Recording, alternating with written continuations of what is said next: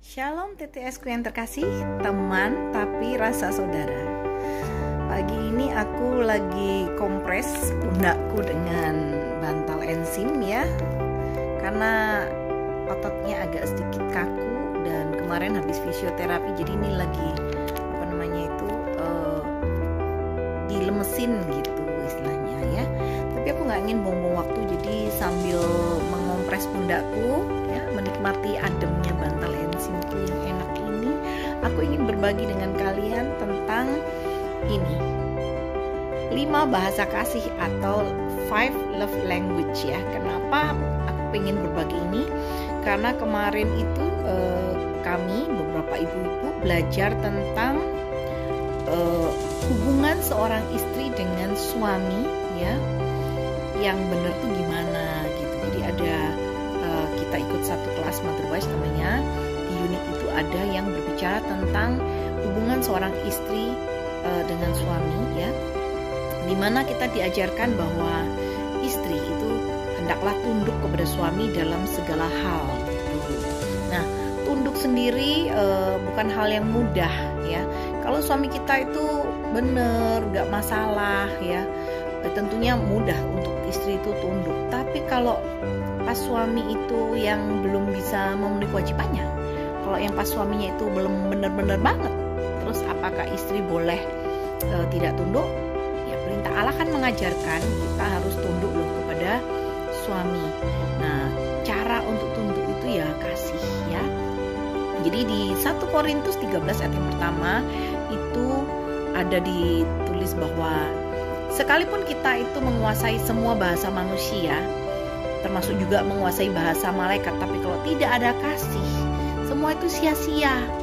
Kayak gong yang berkumandang atau canang yang bergemerincing ya. Jadi hari ini aku akan berbagi dengan kalian tentang 5 love language, 5 bahasa kasihnya Gary Chapman, karena ini menurut aku adalah salah satu yang bisa menolong kita mempermudah dalam membangun hubungan dengan suami ya, karena saling mengerti. Nah, 5 bahasa kasih ini apa aja? Yang pertama, word of affirmation, kata-kata yang membangun ya. Ini bahasa kasihnya suamiku nih. Jadi orang yang seperti ini bahasa kasihnya, mereka tuh sensi banget, gak bisa dengar kata-kata yang negatif pokoknya. Kata-kata yang bisa masuk ke telinga mereka itu hanya kata-kata yang positif, pujian, motivasi, pokoknya yang bagus-bagus gitu. Lalu yang kedua itu adalah act of serve ya, melayani dengan tindakan-tindakan. Nah, ini bahasa kasihku nih gitu. Jadi kalau orang dengan bahasa kasih act of serve ini biasanya ciri-cirinya kelihatannya suka banget melakukan sesuatu untuk orang lain atau melayani orang lainnya. Lalu yang ketiga itu ada yang namanya physically touch, sentuhan fisik.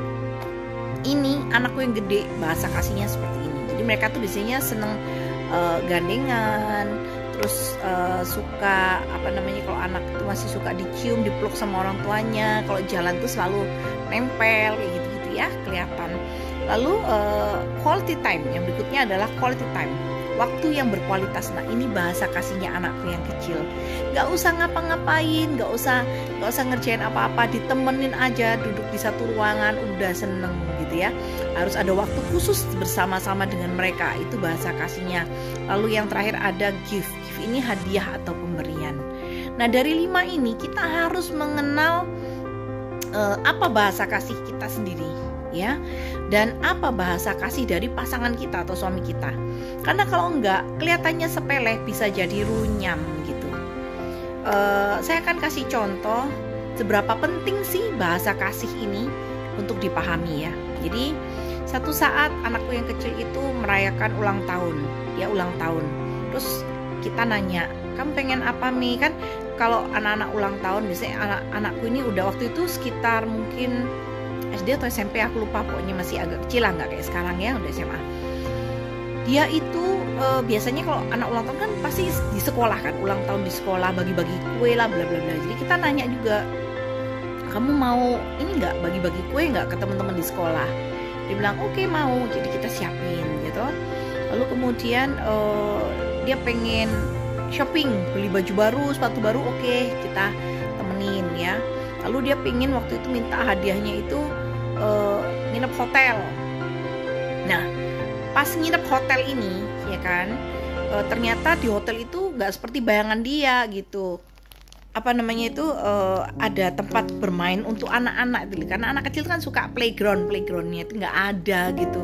Terus karena dia kecewa, akhirnya saya ajak dia untuk udah nggak ada playground nggak apa, kita beli popcorn sama ice cream aja yuk, makan berdua di pinggir kolam renang gitu. Waktu itu di pinggir kolam renang tuh ada kayak payung-payung gitu, kita boleh makan di sana. Jadi kita akhirnya nggak jadi main tapi makan es krim dan popcorn. Kita beli ya, harganya waktu 15.000 gitulah, duduk di samping sambil makan sambil ngobrol. Lalu salah satu teman juga karena tahu anak ulang tahun itu merayakan gitu di rumah makannya, dibikin pesta gitu ya. Jadi komplit dah, hadiah-hadiah juga dia terima banyak banget. Lalu seminggu kemudian setelah ulang tahunnya itu lewat, aku nanya ke anakku yang kecil nih, Mei, dari semua rangkaian acara ulang tahunmu yang paling berkesan, yang membuat kamu paling bahagia, itu yang mana? Gitu. Tahu nggak jawaban dia apa? Waktu makan es krim dan popcorn di pinggir kolam sama mami.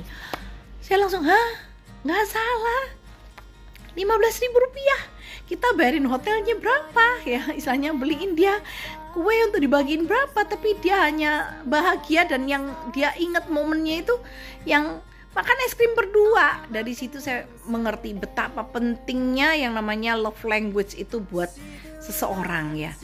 Saya sendiri juga contohnya gini, suamiku itu kalau bantu aku cuci piring di rumah atau dia bantu aku buang sampah gitu ya, buat aku itu aku merasa jauh disayangin daripada kalau dia tuh kasih aku hadiah-hadiah yang menurut dia itu indah.